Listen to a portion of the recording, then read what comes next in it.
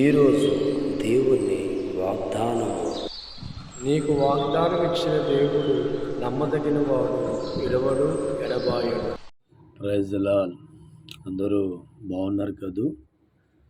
మరోసారి దేవుడు మహాకృపను బట్టి ఈ ఉదయకాలమే దేవుడి ముందు మొరపెట్టి ప్రార్థన చేసి ఉదయ ప్రేరేపణ చేత దేవుడి వాక్యాన్ని మరోసారి మీకు అందించడానికి ప్రభు ఎంతగానో కృప చూపుతున్నారు. చిన్న ప్రార్థన చేసుకొని ఈ ఉదయకాలం దేవుడు మనకు అందించిన వాక్యాన్ని ధ్యానం చేసుకుందాం. పరిశుద్ధుల ప్రేమ కలిగిన తండ్రి, మీకు అనేకమైన వందనాలు, స్తుతులు, స్తోత్రాలు తండ్రి. ఉదయకాలమే మీ ముందు మొరపెట్టి మీ యొక్క వాక్యాన్ని చేతబట్టుకొని మీ మాటలు అందించడానికి సిద్ధపడుతుండగా ప్రతి బిడ్డతో కూడా మీరు మాట్లాడమని యేసుక్రీస్తు నామమున అడుగుచున్నాం తండ్రి, ఆమేన్. అందరూ బాగున్నారు కదూ? మీరందరూ బాగున్నారని నేను నమ్ముతున్నా దేవుడి మహాకృపను బట్టి. చాలామంది జీవితాల్లో ఒక మాట వినపడుతూ ఉంటుంది. మేము నలుగురు సభ్యులు కుటుంబంలో ఉన్నామండి, నలుగురు కూడా మేము కష్టపడుతున్నాం, కానీ కష్టపడినది ఏది ఒకటి కూడా మాకు అనుభవించడానికి రుణం లేకుండా పోతుందని బాధపడుతూ మాట్లాడుతూ ఉంటారు.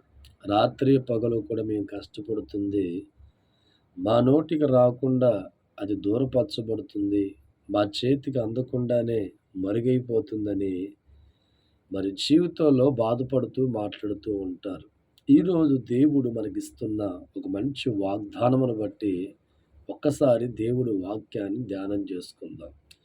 చూడండి, ఇక్కడ కీర్తన గ్రంథం 128వ అధ్యాయంలో మొదటి 2 వచనాలు ఒక్కసారి చదువుతాను. యెహోవాయందు భయభక్తులు కలిగి ఆయన త్రోవ నడుచువారందరూ ధన్యులు. నిత్యముగా నీ చేతుల కష్టాజీతాన్ని నువ్వు అనుభవించదవు. నీవు ధన్యుడువు, నీకు మేలు కలుగును. దేవుడి స్తోత్రం. ఎంతవరకు జీవితంలో కుటుంబం అంతా కష్టపడుతున్నా కష్టాజీతాన్ని అనుభవించకుండానే పోగొట్టబడుతుందా? నలుగురు కష్టపడుతున్న జీవితంలో కష్టపడింది ఫలింపు లేకుండా వృధాగా మార్చబడుతుందా?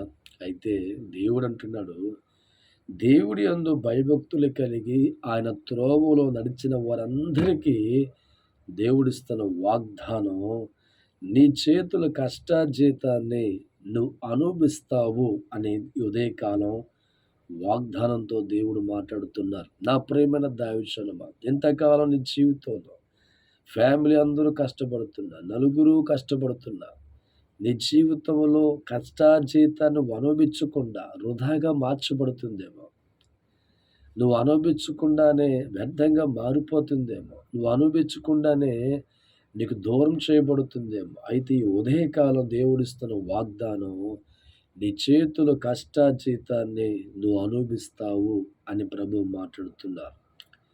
దేవుడి సన్నిధిలో మనం ఎప్పుడైతే భయభక్తులు కలిగి ఉంటామో, దేవుడి యొక్క త్రోవలో అనగా దేవుడి యొక్క మార్గములో నడవడానికి ఇష్టపడుతూ ఉంటామో, అటువంటి వారందరికీ దేవుడిస్తున్న వాగ్దానం, నువ్వు కష్టపడుతున్న చేతుల కష్టాజీతాన్ని నువ్వు అనుభవించడానికి దేవుడు కృప చూపించబోతున్నా. నా ప్రేమైన దైవజనమా, ఈ లోకంలో చాలామంది నోటి ఈ మాట విన్నారు, మేమందరూ కష్టపడుతున్నామండి, కానీ ఒక పైసా మాకు కనబడతలా. మేమందరం కష్టపడుతున్నామండి, తినటానికి రుణం లేని వారిగా మారిపోయాం.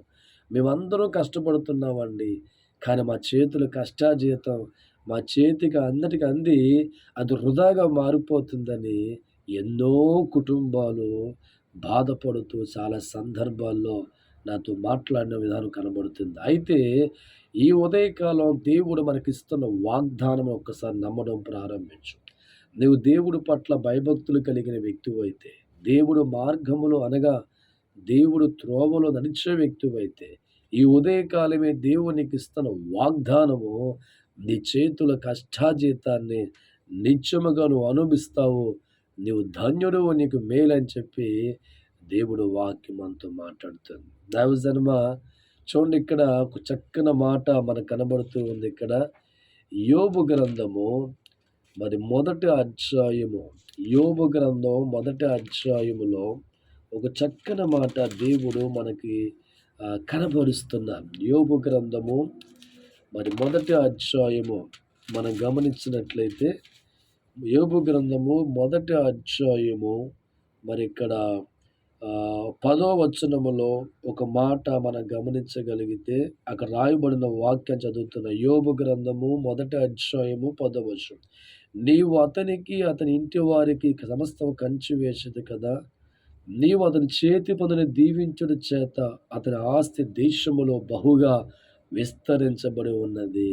ఎవరు మన జీవితంలో మన చేతి పనుని ఆస్వాదిస్తే గొప్పవారిగా మార్చబడతామో, ఎవరు మన పనులు ఆస్వాదిస్తే గొప్పగా జరిగించబడతాయో, ఆ దేవుడే మరి యోబు గారి యొక్క చేతి పనిని ఆస్వాదించినప్పుడు అతని ఆస్తి ఆ దేశంలోనే గొప్పగా విస్తరించబడినట్లుగా లేఖనాల్లో మనం చదవగలుగుతున్నాం. అంటే దేవుడు మన చేతి పనిని ఆస్వాదించిన ఎడల అది దీవించబడుతుంది.